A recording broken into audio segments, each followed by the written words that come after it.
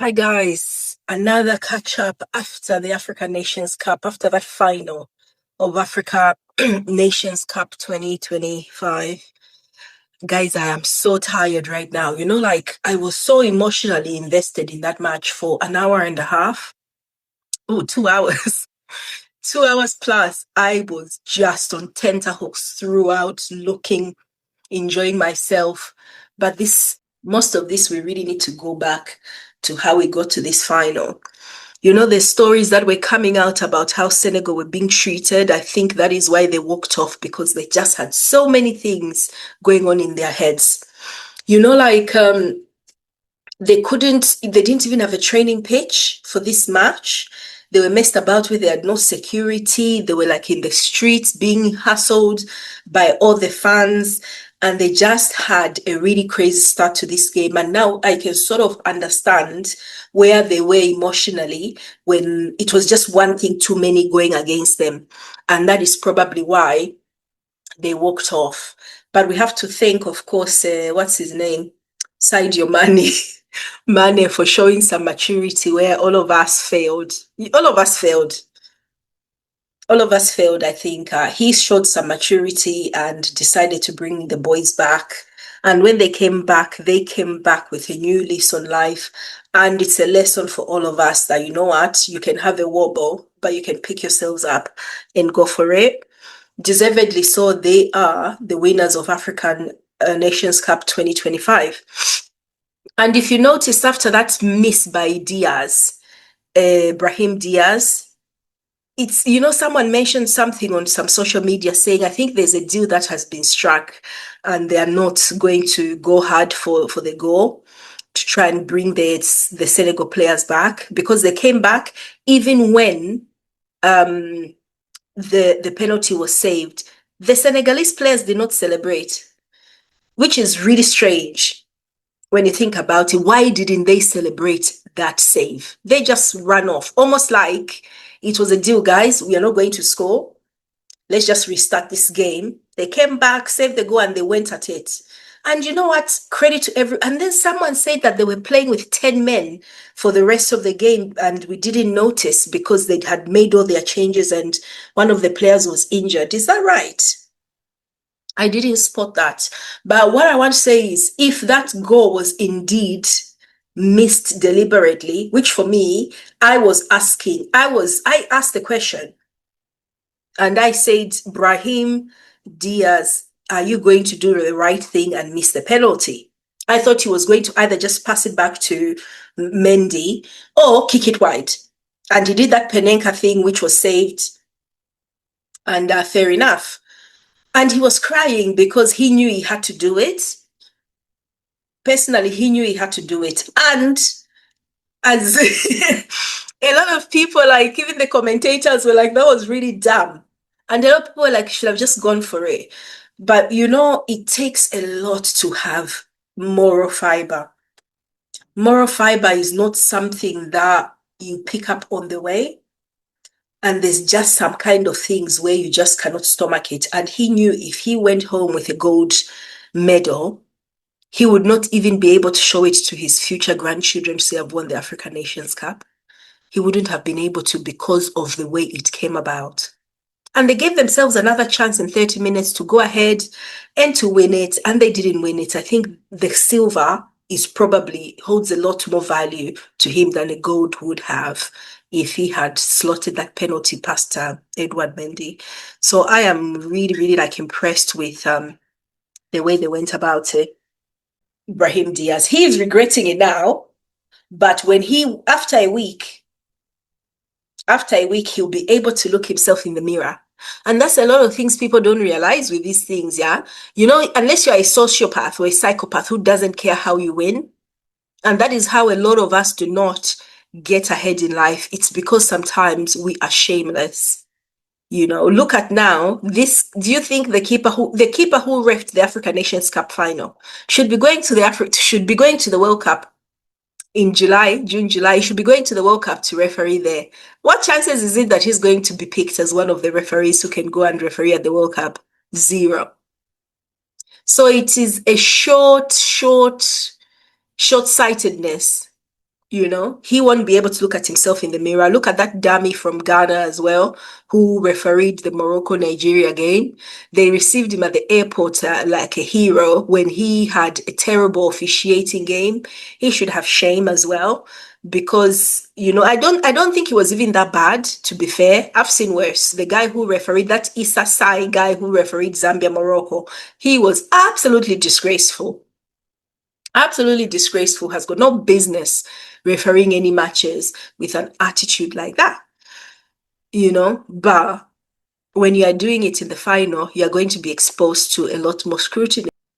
But yeah, I just can't believe what has happened. That game was the most intense, the most incredible match I've ever seen. And even at 0-0, the first and second half were absolutely scintillating. I was watching everything. I was listening to everything. The way Mazraoui was playing, the way Idris Gana Gueye, the way the Pape Gueye was doing, Sadio Mane, the way they approached the game. Sensational stuff. You have to give and commend them for their efforts tonight. They were amazing. Absolutely. I loved everything about that match. It's just a shame about the way it sort of ended, like in the second half. That was the worst thing.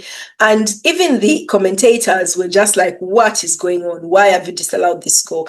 Why is that a penalty? I don't think it is. You know, and that is because the accumulation, I think in isolation, you can sort of say, oh, maybe the ref didn't see it. But we've got VAR now. You can go and look back at decisions. The VAR should not be calling you to the screen for that penalty because it wasn't clear and obvious.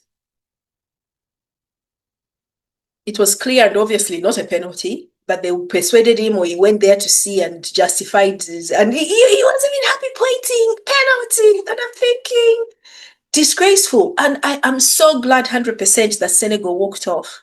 And that is the way to, I think, basically challenge these referees. No one is brave enough because most of these things people do in football, it's very technical. Everyone's got a backhander.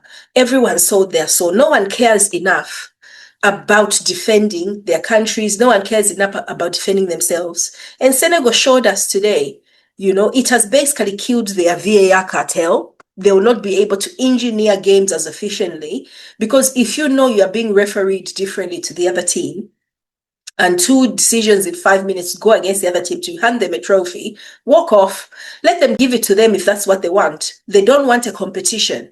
This hasn't been a very good competition for Morocco, despite being the best team in the tournament. They were magnificent. Everything they did, it's such good players. But, and we've seen it at major tournaments throughout, in the Euros, in the Premier League, it's even worse. The Premier League, the referees, some of them, no offense, I don't want to offend anybody, but they are dirtier than God knows what. And it's so obvious and you can't do anything about it. The repercussions of calling them out as a player are catastrophic because it is a big cartel. And they basically want to they decide who wins things. And you have to fight really hard the way Senegal fought. Senegal decided to fight for all of us who faced Morocco at this tournament. And, you know, like if we had, for example, played Morocco, we were not going to beat Morocco. But if we had lost 1-0 instead of 3-0, you know, we would have gone into the last round of 16 instead of Mali. Because that's what Mali did. Mali just drew all their games. You know, but we would have had the same amount of points as Mali. And, you know, there would have been a decision about who goes or something. You know, there was a way where we would have basically gone into the next round because we would have had the better goal difference or something like that with the same points as Mali. But we lost 3-0 instead of maybe 1-0. Maybe we could have even scored 1. But every time any of our players went anywhere near a Morocco player, it was a foul. And it was so incredible because you're thinking Morocco are still going to beat Zambia. Who are Zambia compared to Morocco? And you're blowing. Every game we saw Morocco play, the referees were shocking and it was way too obvious. And tonight, Senegal put an end to it. Poor Nigeria. I mean, Nigeria always going to lose, I guess, because, someone had to lose, but they did not have that nerve. And I don't think they knew that they probably hadn't done enough on the night to do it. And it was fair in the end because it was 0-0 to the penalty shootout which they messed up themselves. So at least they went to that point, but they left there thinking, this is not a fair matchup. Cameroon, look at Eto'o has been done because of this same thing. He should be able to appeal and say, look at the nonsense you guys are putting us through. Because if you don't behave like that, if you don't instruct the referees to make sure that Morocco come out as victors, none of this that needs to happen. None of this needs to happen. And I thought Morocco were absolutely sensational. But anyway, I'm still talking about these guys. I've had enough of them. I am so glad this tournament is over. For me, it has been the worst African Nations tournament in terms of officiating that I've seen in a very long time. In ever, actually, it has been the worst. And it has been the worst because of the way CAF have behaved. And this started at the Women's African Nations Cup. This is where it started, the one we watched where Nigeria beat Morocco in the final. This is where it started. They've blacklisted that Namibian referee. The Morocco FA told CAF, you better blacklist that. Fill in the words. We don't want to see her anywhere in this country. She's not worthy, blah, blah, blah, blah. And they bought it. They even fired the guy who manages the referees. Morocco made it happen.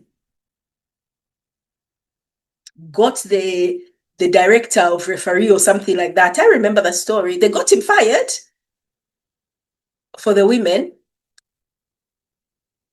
So what chance do these referees have? If you don't do what they want, you are getting blacklisted. But look, because of what you've done and how Senegal have done you in, you're already now pariahs. Nobody in all these tournaments where you have like like we've got playoffs coming up, a World Cup playoffs, they are not going to call you.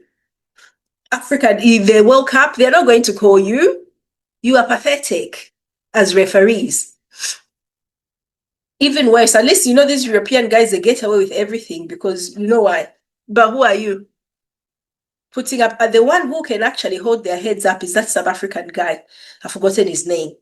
He was pretty professional, but I don't know if he had a chance to referee Morocco. But everyone who refereed Morocco at this tournament was compromised. That's just a fact. So that's just how it works. But yeah, man. Anyway. Second video I'm doing on Morocco, but it's left a really, really bad taste in my mouth, hasn't it? And once again, I was like, if FIFA don't reassign the peace prize to this man, and I can see Sadio Mane should get the FIFA peace prize. He's the only guy who kept his head on his shoulders. Me, I was ready. I was like, this tournament, I was ready to burn it down. I was like, you need to cancel the next one in 2027. It needs to go. There's no point for 2027, cancel it. There's no point. Disgraceful. They've really spoiled it, And I blame CAF. They are a huge, huge problem, CAF. They are a huge, huge problem. And them, a combination of CAF and Morocco together, a very bad combination. A bit like FIFA and the orange man, Donald Trump, isn't it? They just don't bring the best out of each other. It's just a very bad combination. And it's bad for the world. It's bad for football. Okay, I'll stop complaining. I'll stop complaining. Let me talk about something else. Let me do my Arsenal video after Aston Villa got beaten by Everton. Guys, once again, thank you for everything you do for me. I'll talk to you soon. Bye-bye.